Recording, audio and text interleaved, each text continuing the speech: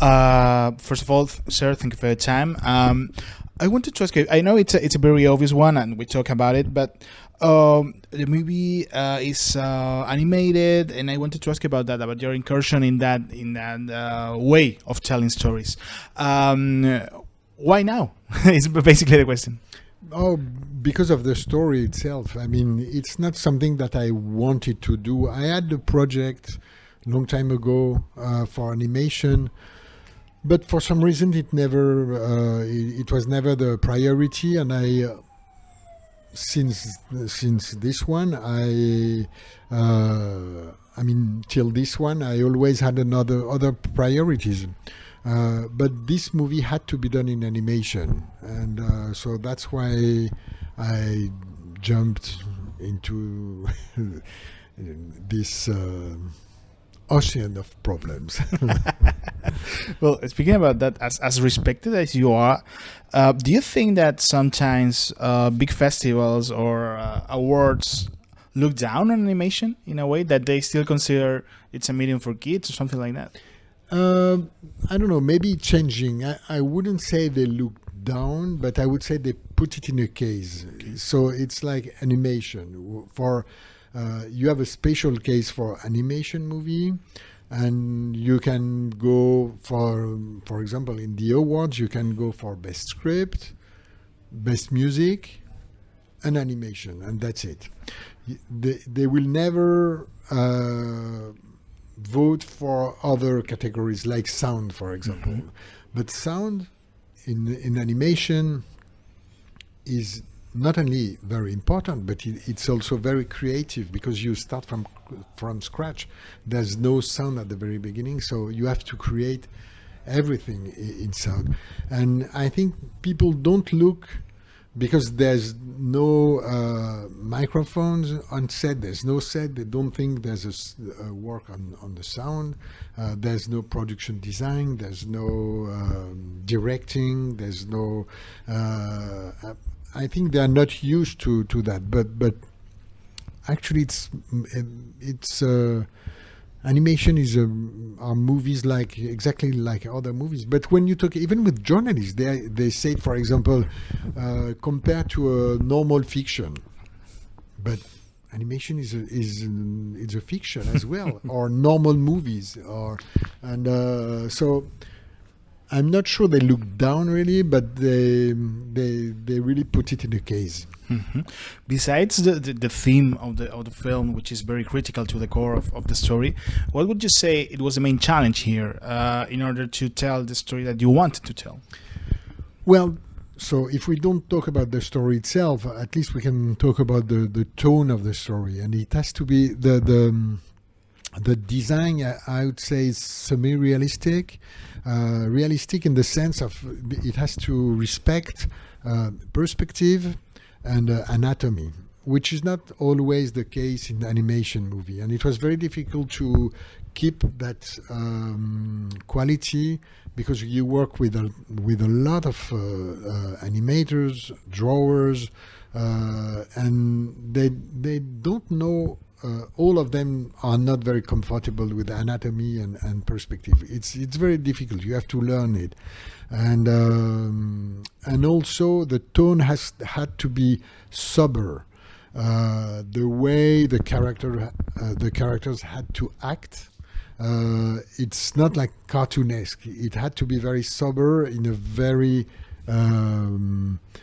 simple way of telling the story, and a lot of animators are not used to. They prefer when all the movements are a little bit exaggerated, but that was not possible with that story. So one of the main challenge was to respect, as I said, anatomy and perspective, and also to respect that kind of tonality that the story needed. Mm-hmm. Watching the film for the second time, I was thinking maybe it's a resonance from the films that I've been watching for the last year, but obviously there's difference. Obviously there's refugees, there's economical immigrants, there are people that are just looking for new opportunities. But do you think that the migrant experience is the very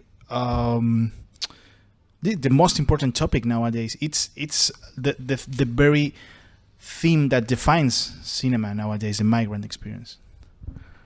That defines cinema? Yeah, the modern cinema, in a way. We are always like traveling in a way where nobody's home. It's the idea behind that. I understand what you mean. This is a very important topic, and it's something that will grow in the next years. I mean, there's a lot of people that will be forced to leave their homes, their countries, and for many, many reasons. But it's very. We have so many challenges in front, and very urgent. I mean, before the war in Ukraine, I mean, the tragedy was the climate changing, and now we have another tragedy, which is the fatigue of the democracy and the war in Europe, and maybe it's different, but also the raising of IA will change a lot of the way of working, because a lot of jobs will be obsolete, and we will have to reinvent our way of working, our way of dealing with democracy, our way of consume energy. I mean, we are entering in troubled times. So you're right. I mean, migrants is one of the big topics. But I'm afraid there's other. I mean, priorities are changing, and but yeah, the migrant, the people traveling, moving, trying to find a better life somewhere, is a new figure, is a new pattern. Yes, you're definitely right. Yes. Mm-hmm. I wanted to ask you about the voice cast for the film. We were just talking about that. Maybe I know there are rules on place, for example, in the César or in the Oscars that don't allow like voice actors to get nominated and etc.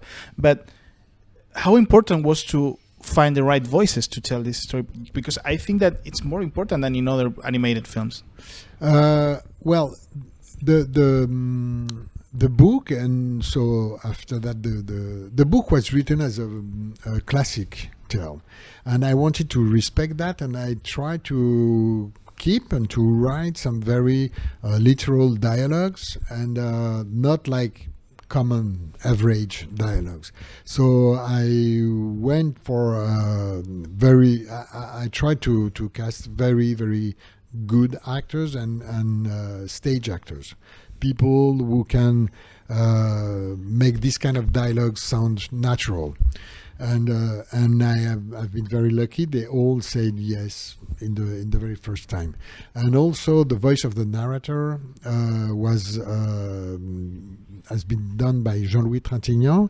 I sent him the script. Jean-Louis Trintignant, I know a lot of people know him here in Spain, but for those who do not know him, he's he was the greatest, the most beautiful voice of French cinema, a great actor, a great personality, really full of humanity, and he died like 2 years ago, and so the movie was his last job, and I've been very lucky. I mean, and it was beautiful to have this old man's voice telling that text written by another old man, the author of the book, and addressed to children. So yeah, it was very important for me to have him, and I was so happy when he said yes. Mm-hmm.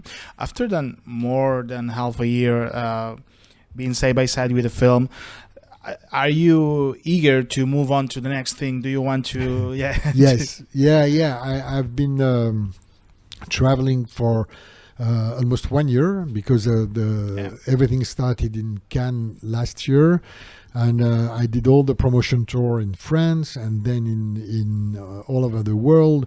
I traveled with the movie, and so now it's the end of the promotion tour, and yes, I wrote a book about Ukrainian defenders during that period, and people that I met on the front line in Ukraine, and I also almost finished a script for the next one. So yes, I'm very impatient to go to the next step. Well, very last question in order to wrap up and let you enjoy the city for a few hours. Just a few days ago, we acknowledged the kind of full program for Cannes this year. Yeah. And just this week, I was with Costa Gavras discussing the selection, and he found that there was a lack of actively political films. I won't ask you about that, but I will ask you about your political stance. There's a time in your career that you think, well, I have to be more political, or I have to be less political, or it's a natural thing for you? Well, my deep belief is that everything is political. When you do a stupid comedy, it is political. If maybe you want to make people sleep, or maybe you want to wake them up, or maybe you want to tell them something, or there's always a story behind a joke. So even the most stupid comedy is political. Everything is political. What Costa means, I know him and I really deeply respect him, and he talks about activism. It's very difficult because he comes from an era where when artists would talk, they were respected and they were listened. This is not the case anymore. I mean, with all the social networks and everything, all the words are at the same level. When someone spent 4 years to write a book, if someone who spent 10 seconds to read a synopsis of the book, if he's better on yelling, people will listen to him, not the guy who wrote the book. So it's a very difficult. It's very difficult for artists to do something out of their field. As I said, I wrote this book about Ukrainian defenders, and it was the most challenging thing was not to go on the front line. The most challenging thing was to find the right distance to tell that, and not to pretend that I am someone different from who I am, but to tell what I wanted to say. And it's very difficult, really, and I'm always very often solicited for signing a petition or something, and you have to be very careful with your words in that activism, because it's very easy to there's so much irony and there's so much noise. It's very difficult to speak in something that you're not really legitimate to. So but what I'm saying is a little bit sad, because that doesn't mean that we have to not to say and to be quiet always. But it's difficult. And concerning Cannes, I don't know, because I haven't seen the movie. So maybe there's many political movies into it. Well, let's hope so. Well, sir, thank you for your time. Thank you. And let's hope the best for the film. Thank you very much. Thank you.